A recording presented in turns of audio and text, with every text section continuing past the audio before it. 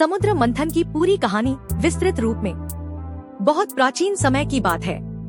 देवता और असुर दोनों ही ब्रह्मा और विष्णु के पुत्र माने जाते थे, लेकिन स्वभाव में विपरीत थे। असुर अत्याचारी और स्वार्थी थे, जबकि देवता धर्म और सत्य के रक्षक। एक बार असुरों और देवताओं में युद्ध हुआ, जिसमें देवता पराजित हो गए। उनकी शक्ति क्षीण हो गई थी। तब वे भगवान विष्णु के पास सहायता के लिए पहुँचे। समस्या और समाधान। भगवान विष्णु ने कहा, यदि अमृत प्राप्त किया जाए तो देवताओं की शक्तियाँ पुनः लौट सकती हैं। इसके लिए क्षीर सागर, दूध का समुद्र का मंथन करना होगा।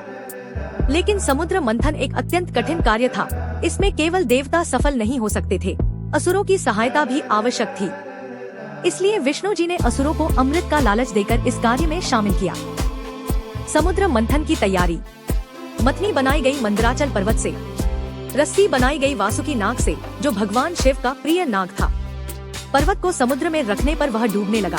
तब भगवान विष्णु ने कच्छप, कछुए अवतार लिया और अपनी पीठ पर पर्वत को स्थिर किया। मंथन की शुरुआत। असुर वासुकी नाग के मुख की ओर और देवता पूंछ की ओर से रस्सी को पकड़कर मंथन करने लगे। जैसे जैसे मंथन होता गया, वैसे वैसे समुद्र से एक एक करके 14 अद्भुत रत्न और वस्तुएं निकली। समुद्र मंथन से निकले प्रमुख 14 रत्न। 1. हलाहल विष, अत्यंत घातक जहर, संपूर्ण ब्रह्मांड को विनाश की ओर ले जा सकता था। देवता डर गए। तब भगवान शिव ने उसे पी लिया और नीलकंठ कहलाए। 2. कामधेनु, सभी इच्छाएं पूर्ण करने वाली दिव्य गाय। 3. उच्च ऐश्रवा, 7 मुख वाला सफेद दिव्य घोड़ा, इंद्र को मिला। 4. ऐरावत, 4 दांतों वाला सफेद हाथी, इंद्र को मिला। 5. कल्पवृक्ष, इच्छाएं पूरी करने वाला वृक्ष। 6. अप्सराएं, सुंदर अप्सराएं जो स्वर्ग को शोभित करती है। 7. वरुण कुमारी, वारुणी, शराब की देवी, असुरों ने स्वीकार किया। 8. चंद्रमा, चंद्रमा प्रकट हुआ जिसे भगवान शिव ने अपने मस्तक पर धारण किया। 9. शंख, जो बाद में भगवान विष्णु के हाथ में गया। 10. गदा, विष्णु जी को प्राप्त हुई। 11. रत्न, नाना प्रकार के रत्न और मणियां। 12. लक्ष्मी देवी, धन, सौंदर्य, वैभव की देवी। उन्होंने भगवान विष्णु को पति रूप में वरण किया। 13. धन्वंतरी, आयुर्वेदाचार्य, अमृत कलश के साथ प्रकट हुए। 14. अमृत, अमरता प्रदान करने वाला दिव्य पेय। अमृत के लिए संघर्ष।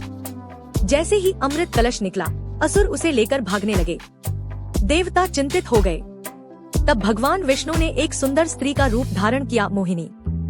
मोहिनी ने अपनी सुंदरता और चतुराई से असुरों को मोहित कर दिया और उन्हें आश्वासन दिया कि वह निष्पक्ष रूप से सभी को अमृत बांटेंगी। लेकिन उन्होंने चालाकी से सारा अमृत देवताओं को पिला दिया। एक असुर जिसका नाम स्वर्णभानु था, वह देवता का वेश बनाकर अमृत पीने की कोशिश करने लगा।